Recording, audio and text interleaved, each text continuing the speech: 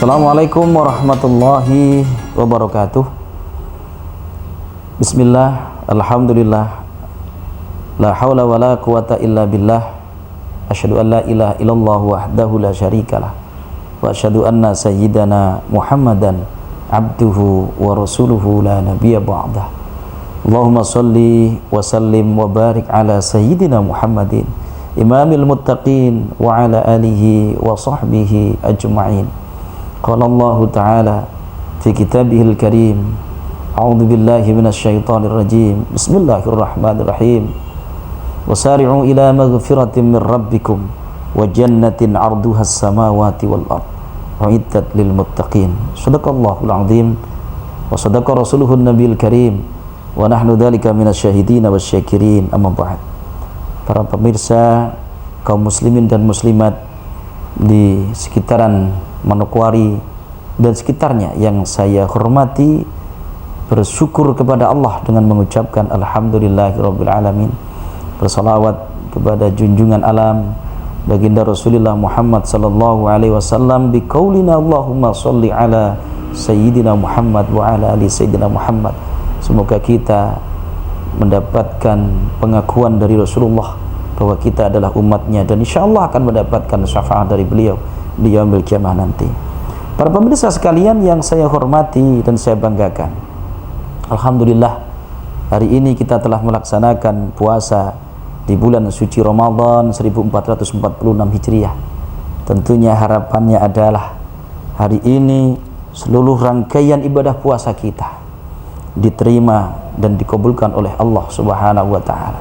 Puasa tidak hanya menahan untuk kita tidak makan dan tidak minum, untuk tidak berhubungan suami istri di siang hari, tetapi puasa sebagai salah satu bagaimana fisik kita, tubuh kita untuk merefresh, mengeluarkan toksin-toksin dalam tubuh kita, karena salah satu fungsi puasa adalah membersihkan racun-racun dalam tubuh kita itu sendiri.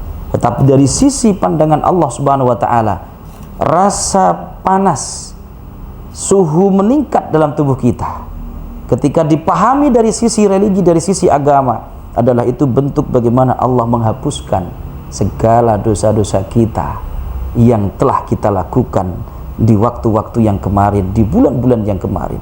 Maka jalani dengan penuh keikhlasan, jalani dengan penuh kesabaran, karena disitulah Allah Subhanahu wa taala menyampaikan dalam hadis qudsinya, as-saumu li wa ana ajzibi.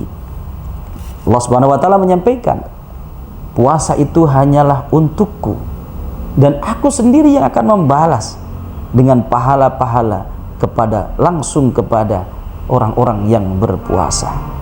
Tetapi hadirin sekalian yang saya hormati dan saya banggakan, tentunya puasa tidak hanya sekedar kita tidak makan, tidak minum, menjaga seluruh anggota tubuh kita untuk tidak bermaksiat, karena ada tingkatan puasa yang Imam Al-Ghazali adalah seorang hujjatul Islam, di mana memberikan penjelasan kepada kita bahwa puasa itu ada 3 tingkatan. Yang pertama disebut dengan shaumul awam. Apa itu shaumul awam? Shaumul awam adalah puasa yang pada umumnya orang tahu bahwa ketika dia sudah tidak makan, tidak minum, tidak berhubungan suami istri di siang hari, dia menjaga dirinya untuk tidak mengkonsumsi apapun, maka di situ dipahami bahwa dia sudah berpuasa. Itulah kategori, kata Imam Al-Ghazali, adalah kategori shaumul awam. Orang yang taunya bahwa yang penting mulai dari imsak, batasan di mana kita selesai makan sahur sampai dengan nanti datangnya panggilan azan salat maghrib, kita waktunya untuk berbuka puasa. Tetapi Imam Ghazali menyampaikan shaumul awam, yang tahunya mereka tidak makan, tidak minum, tidak berhubungan suami istri di siang hari, itu sudah dinamakan berpuasa. Tetapi ada, kata Imam Al-Ghazali, tingkatannya kedua, yaitu shaumul khawas. Apa itu shaumul khawas?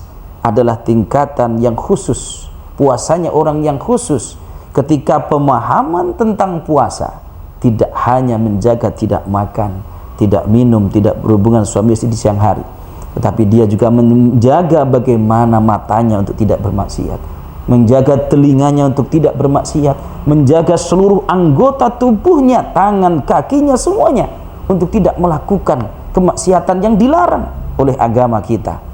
Maka pemahaman yang puasa yang kedua, dia akan berusaha menjaga bagaimana ketika masa dalam dia menjalani ibadah puasa ini, dia menjaga seluruh anggota tubuhnya untuk tidak bermaksiat kepada Allah Subhanahu wa ta'ala.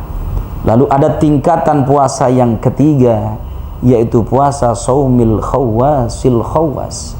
Apa itu saumil khawasil khawas? Adalah puasa dengan pemahaman. Dia tidak hanya menjaga tidak makan, tidak minum, tidak berhubungan suami istri di siang harinya, tetapi tidak hanya juga menjaga tidak matanya tidak bermaksiat, tangannya tidak bermaksiat, kakinya tidak bermaksiat, jari-jarinya tidak bermaksiat, tetapi lebih kepada hatinya pun tidak akan pernah lupa ketika perjalanan puasa ini, hatinya selalu berzikir kepada Allah Subhanahu wa ta'ala. Jadi tiga tingkatan ini menandakan bahwa kita harus faham bahwa puasa tidak hanya cukup tahu bahwa kita tidak makan, tidak minum, itu sudah menjadi bagian dari puasa. Tetapi puasa yang punya tingkatan yang khusus ini menjadi pemahaman untuk kita. Di pandangan Allah pun beda ketika kita mampu menjaga tidak hanya mulut kita kemasukan makanan, tidak hanya tangan kita tidak harus bermaksiat, mata kita jangan bermaksiat, maka semuanya itu mempunyai pahala yang berbeda di hadapan Allah Subhanahu wa ta'ala, sesuai dengan maunya Allah Subhanahu wa ta'ala. Para pemirsa sekalian, kaum muslimin dan muslimat rahimakumullah, maka menjelaskan tentang bagaimana puasa dengan kualitas dan kuantitas puasa yang kita lakukan. Rasulullah mengingatkan kepada kita, kam min so'imin laisa lahu min siyamihi illal ju' wal atas. Apa kata Rasulullah? Kebanyakan dari umatku mereka berpuasa tetapi tidak mendapatkan pahala dari puasa tersebut, tetapi hanya mendapatkan lapar dan haus belaka. Kenapa seperti ini terjadi? Ini sudah di-warningkan oleh Rasulullah 1500 tahun yang lalu kurang lebih. Rasulullah sudah mengingatkan kepada kita kaum muslimin, jangan sampai kalian berpuasa tapi kalian tidak mendapatkan pahala dari puasa itu sendiri. Kenapa kata Rasulullah? Karena ada beberapa hal yang kita langgar tentang perjalanan proses puasa itu sendiri. Rasulullah sampaikan, khamsun yuftiruna shaim. Ada 5 hal yang membatalkan pahala puasa kita. Yang pertama adalah al-ghibah, yaitu membicarakan aib dan kekurangan orang lain, alias gosip kalau zaman sekarang dibilang. Jadi ketika kita dalam keadaan berpuasa, jangan sekali-kali mulut kita tidak dijaga, masih banyak membicarakan aib dan kekurangan orang lain. Maka ini kata Rasulullah akan membatalkan pahala puasa kita. Yang kedua adalah an-namimah, mengadu domba.